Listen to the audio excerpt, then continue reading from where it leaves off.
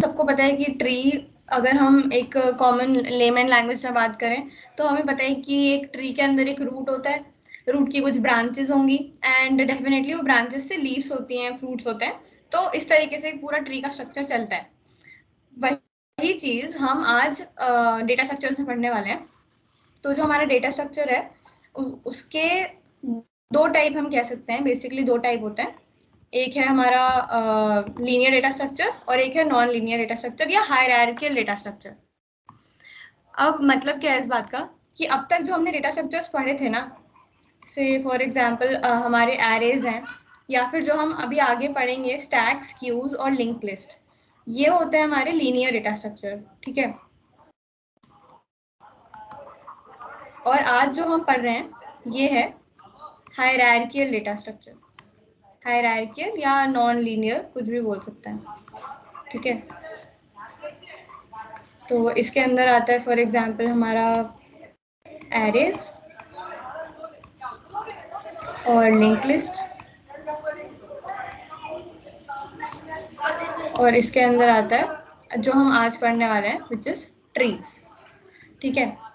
अब hierarchical word से ही हमें समझ में आ रहा है कि क्या मतलब होगा। हायरार्किकल बेसिकली एक सीक्वेंस फॉलो कर रहा है कि एक पर्टिकुलर सीक्वेंस के अंदर हम चल रहे होंगे। से for example hierarchical data structure में क्या होगा, अगर हम एक ट्री बनाए तो सेकेंड वाला टाइप देख रहे हैं हम हायरार्किकल। ठीक है। फॉर एग्जांपल हमारे कॉलेज में एक होते हैं हमारे HOD which who is the head of department. ठीक है। फिर उनके हम कह सकते हैं अंडर में या उनकी पोजीशन के नीचे आते हैं हमारे प्रोफेसर्स। यहाँ पे हमारे हो गए प्रोफेसर्स। ठीक है। इस वाली पोजीशन पे से यहाँ पे यहाँ पे यहाँ पे यहाँ पे यहाँ पे। अब इनके अंडर आएंगे एसोसिएट प्रोफेसर्स। ठीक है। और उसके भी अंडर क्या आएगा, असिस्टेंट प्रोफेसर्स। मतलब ऐसे करके पूरा एक हायरार्की बन गई। फिर नीचे बांध लेते हैं असिस्टेंट प्रोफेसर। तो बेसिकली एक हायरार्की बन गई कि ट्री के अंदर ट्री डेटा स्ट्रक्चर जो है हमारा, उसके अंदर हम एक प्रॉपर सीक्वेंस फॉलो कर रहे होंगे कि एक हायरार्की में हमारे सारे एलिमेंट्स जो हैं वो असाइंड है। ठीक है। तो आज हम जो पढ़ने वाले हैं, अब ट्रीज के मेजरली 4 टाइप्स होते हैं। ठीक है। हम ट्रीज पढ़ रहे हैं और मेजरली इसके अंदर 4 चीजें आएंगी। फर्स्ट हो गया हमारा बाइनरी ट्री जो हम आज पढ़ने वाले हैं, जिसको हम आज कवर करेंगे। ठीक है। सेकेंड हो गया हमारा बाइनरी सर्च ट्री।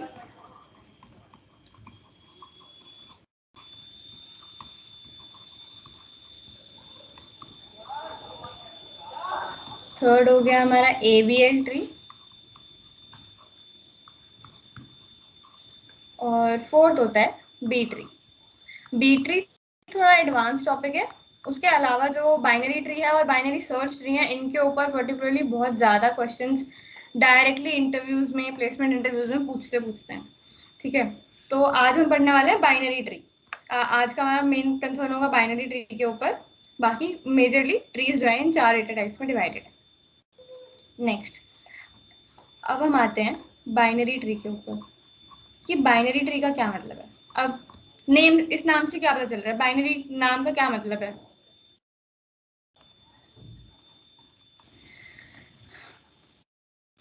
बेसिकली मतलब क्या है कि जब हम बाइनरी फॉर एग्जांपल वर्ड के बारे में, सिर्फ अगर वर्ड को देखें तो इस वर्ड से हमें पता चलता है कि एक बाइनरी, अगर हमारे पास नंबर है तो उसके अंदर दो ही डिजिट्स हो सकते हैं पर्टिकुलरली, वो होते हैं हमारे 0 और 1। तो इसका क्या मतलब हुआ कि एट मोस्ट हमारे बाइनरी नंबर के अंदर जो दो ही डिजिट्स हो सकते हैं, यानी at most 2 digits are possible. ठीक है। सिमिलरली बाइनरी ट्री के अंदर क्या होता है, ये तो हमने बाइनरी नंबर की बात की। ठीक है। बाइनरी ट्री के अंदर एट मोस्ट 2 चिल्ड्रन होते हैं। अब चिल्ड्रन का क्या मतलब है कि जैसे वो मैं भी कंप्लीट बना के दिखाती हूँ। बट बेसिक वो क्या है ट्री का कि एट मोस्ट 2 चिल्ड्रन। ठीक है, अब बाइनरी ट्री दिखती कैसे है?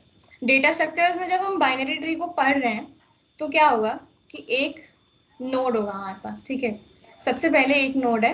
ठीक है, इसके अंदर मैंने बनाए 2 और नोड। अगर हमारे पास एक नोड है, ये जो हम जितने भी डॉट्स या सर्कल्स बनाएंगे ना, इनको हम बोलेंगे नोड्स। ठीक है, हर नोड के अंदर एट मोस्ट दो और नोड हो सकते हैं, उससे ज्यादा नहीं हो सकते। तो रिप्रेजेंटेशन कैसे हो सकता है? ऐसे, ये हमारी एक बाइनरी ट्री है। इसके अंदर मैंने पूरा कंप्लीट बाइनरी ट्री बना दी है, यानी सारे नोड्स इसके प्रेजेंट है। अब इसके अंदर कुछ इंपॉर्टेंट टर्म्स है जो हमें पता होनी चाहिए जब हम बाइनरी ट्री को पढ़ रहे हैं। सबसे पहला तो कि ये जो हेड होगा, यानी जो फर्स्ट नोड है जिससे स्टार्ट हो रही है हमारी ट्री, उसको हम क्या बोलते हैं? Root node. कोई डाउट? हेलो, आवाज आ रही है अभी? हाँ आ रही है। हाँ चलो। तो मैंने बाइनरी ट्री का रिप्रेजेंटेशन बनाया है यहाँ पे। इसके अंदर एट मोस्ट 2 ही चिल्ड्रन हो सकते हैं, हर नोड के अंदर। ये जो सर्कल्स मैंने बनाए हैं, हर सर्कल को हम नोड बोलेंगे। और कुछ इंपॉर्टेंट टर्म्स जो हमें यहाँ पे पता होने चाहिए। पहला इंपॉर्टेंट टर्म तो है हमारा कि जो हेड नोड है, यानी जिससे हमारी ट्री स्टार्ट हो रही है, उसको हम बोलते हैं रूट नोड। ठीक है, नेक्स्ट क्या है? ये जो हमारे नोड्स हैं जो इसके अंडर आते हैं, इनको हम कहेंगे चाइल्ड नोड्स। ठीक है, कुछ भी इसमें मतलब बहुत ज्यादा उसमें बहुत ज्यादा साइंस नहीं है, सिंपल सी बात है। जो हमारा पेरेंट नोड होगा उसको हम कहेंगे रूट, जहां से हमारी ट्री इमर्ज हो रही है। एंड देन उसके अंदर जो होंगे वो होंगे चाइल्ड नोड्स। और जिस नोड का फर्दर कोई चाइल्ड नहीं है, यानी वहां पे हमारी ट्री खत्म हो रही है, इसको हम बोलते हैं लीफ नोड।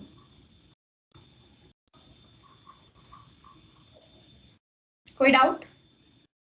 रूट नोड है हमारे पास, फिर चाइल्ड नोड है, और फिर सबसे जो बाहर की चीज होती है, अगर हम रियल लाइफ ट्री को देखें तो सबसे बाहर क्या होता है? लीफ होती है, जो कि उसका एंड पार्ट होता है। वही सेम चीज है यहाँ पे भी, जो एंड में एंड रिजल्ट है उसको हम कहेंगे लीफ नोड, जिसके फर्दर कोई चिल्ड्रन नहीं है।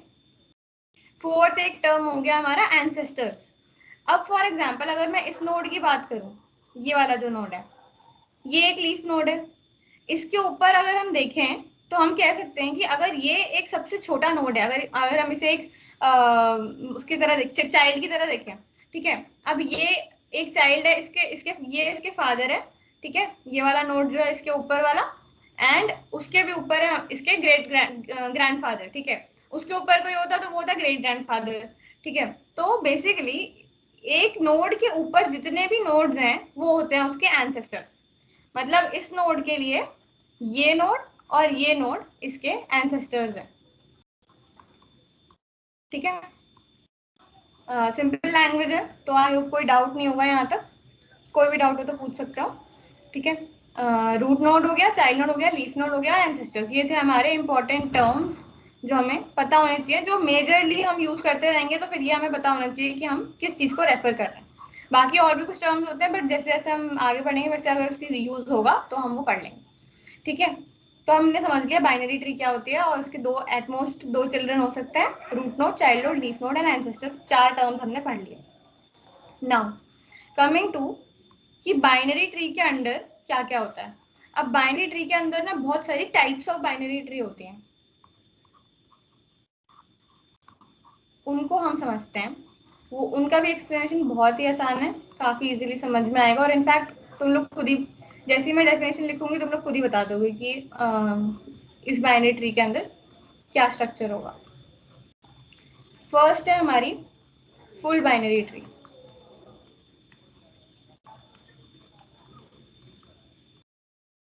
इसका क्या मतलब है कि आइदर इट हैज 0 और 2 चिल्ड्रन। तो बताओ फिर इसका स्ट्रक्चर कैसा होना चाहिए? आइदर 0 और 2 चिल्ड्रन।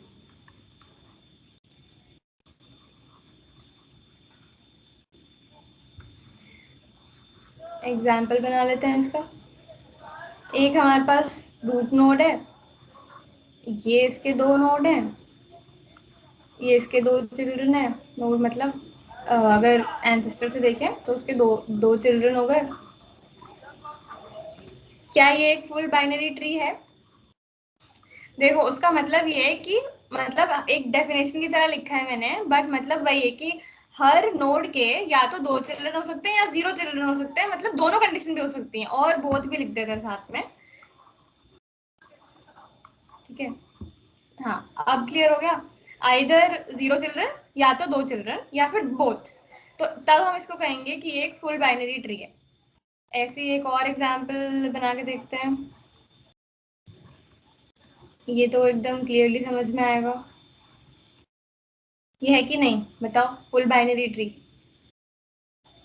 डेफिनेशन क्या कह रही है कि इट इज आइदर 0 और 2 चिल्ड्रन और बोथ, मैंने अभी वो ऐड कर दिया और बोथ। इसका मतलब क्या है कि हर नोड के या तो 0 चिल्ड्रन हो जो यहाँ पे एग्जिस्ट कर रहा है, या तो हर नोड के 2 चिल्ड्रन हो जो भी यहाँ पे एग्जिस्ट कर रहा है, या दोनों। तो इस वाली बाइनरी ट्री में दोनों कंडीशन ट्रू हो रही है ना, तो इसको हम फुल बाइनरी ट्री कह सकते हैं कि इसमें ये कंडीशन जो हमारी है, जो डेफिनेशन कंडीशन है हमारी फुल बाइनरी ट्री की, वो दोनों सेटिस्फाई हो रही हैं। तो ये भी एक फुल बाइनरी ट्री है और ये भी एक फुल बाइनरी ट्री है। वही वही मैं बना के बताती हूँ। फॉर एग्जाम्पल ये है। क्या ये एक फुल बाइनरी ट्री है? नहीं। क्यों? नहीं। क्योंकि इस नोड के 2 चिल्ड्रन है, क्या इस नोड के 2 या 0 चिल्ड्रन है? इसका एक ही चाइल्ड है। उसका क्या मतलब हुआ कि हमारी डेफिनेशन यहाँ पे सेटिस्फाई नहीं हुई। तो जो हमारी कंडीशन थी आइदर 0 और 2 और बोथ, यहाँ पे वो कंडीशन सेटिस्फाई नहीं हो रही है। इसका मतलब ये एक फुल बाइनरी ट्री नहीं है। अब जो तुम्हारा क्वेश्चन था इसके नीचे और एक्सटेंड कर देते हैं, तो लो इसके नीचे और एक्सटेंड कर दिया। अब इस नोड के 0 चिल्ड्रन है, इस नोड के 0 चिल्ड्रन है, इस नोड के 0 चिल्ड्रन है, इसके 2 चिल्ड्रन है। तो कोई कोई भी नोड ऐसा नहीं है जिसका एक ही चाइल्ड हो। तो हमारी कंडीशन यहाँ पे फुलफिल हो रही है। अगर हम पेरेंट रूट नोड को भी देखें, तो इस रूट नोड को अगर हम देखें तो यहाँ पे इसके भी 2 चिल्ड्रन है, इस नोड को देखें इसके भी 2 चिल्ड्रन है। कोई भी नोड हमारी कंडीशन ब्रेक नहीं कर रहा है, इसलिए हम कहेंगे कि ये एक फुल बाइनरी ट्री है।